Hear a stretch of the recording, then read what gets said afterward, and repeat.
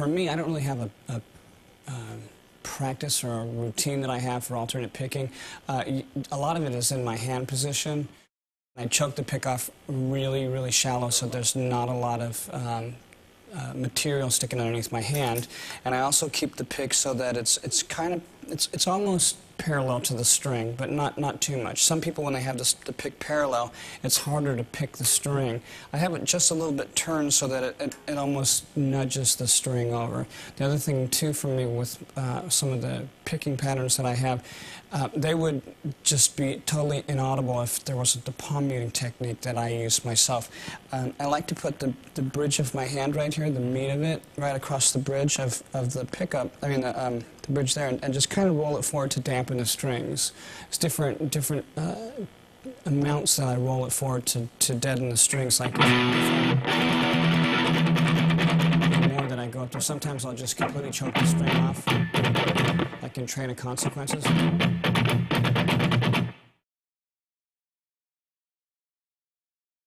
I can't start a pattern if there's 4 notes in there and I'm doing 3 notes and I want to down pick on the alternate where I'm going. Because of the timing, I'm going to do the 4th note. It's going to be the same thing.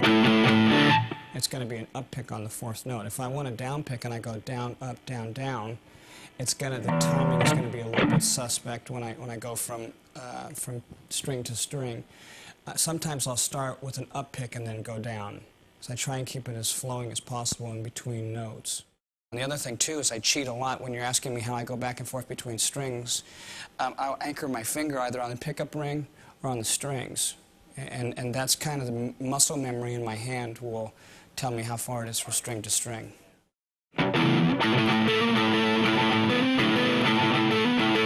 Something like that.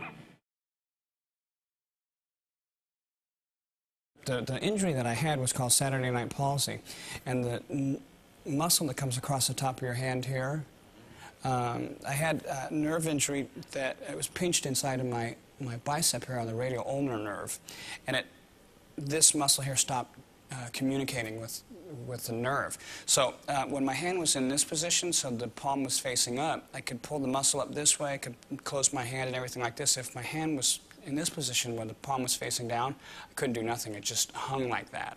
So because the guitar in this position, the palm is facing up, you would think that something could happen, and it was fine going this way, but when I had to pull my hand back down this way, I couldn't get the muscle to pull this way. So some of the things that I did when I was trying to rehabilitate my arm, and this would be, I mean, for any guitar player who's injured their arm and they think it's the end of the world, it's not. Sometimes you just have to, learn how to play again. I did a lot of physical therapy, which is a lot of stretching exercises, a lot of gripping exercises, a weird wheel that they had. It was like a mesh thing, and you just do these gripping exercises. So having said that, as the muscle came back, I just started doing basic picking patterns, all the block-headed stuff you learn in the beginning. It was just stuff like that.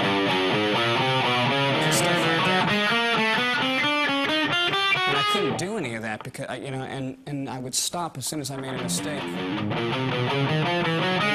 Start again. Just keep going over and over again. Some of the things that my teacher had showed me, the guy's name is Rick Flouting, and he's done some orchestration work with the London Philharmonic Orchestra. He's a jazz player and a classical player. He may not be, super renowned or anything like that, but for me, he was really good and had the right attitude. If I'm going to go and put myself in the hands of a teacher, I don't want to be with some guy that's going to show me something wrong in the first place. The thing for speeding up for me was pulling my fingers in this way and also not holding on here. And another thing, too, for fingering is, I was going across the frets like this, and he had said that if I turn my hand this way, it'll be better for me.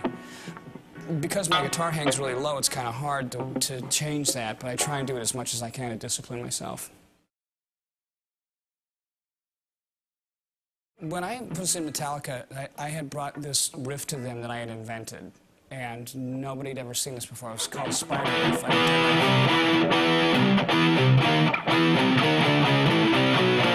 Stuff like that, because it's so much easier instead of going, because you're taking your fingers off the one string and going to the other string. There's going to be string noise. Also the timing. Basically, my style is I play a lot of pentatonic stuff, I guess that's what it's called. Just that old blues style, because that's basically what I learned. I think that's part of the pentatonic scale.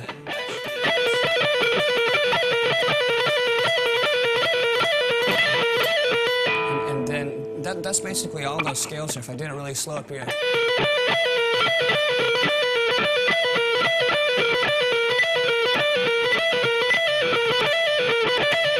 And then I do this weird thing where I cut a bar with my little finger. I go...